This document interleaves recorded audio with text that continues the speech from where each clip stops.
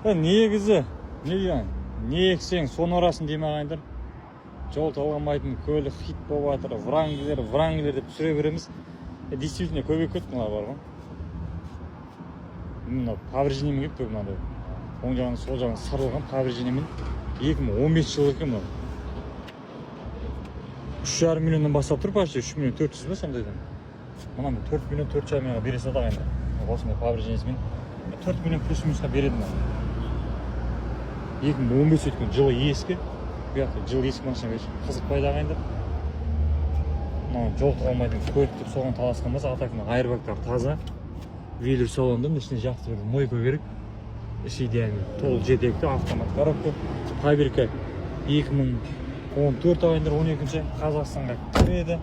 Қызықтырса жазыңыздар ағайындар. Мына машинаны арзан суммаға алуға болады. Может 4 миллион, 3 миллион 800, 3 миллион 700 қатысып көремін десеңіздер, бұрын қойыңыздар.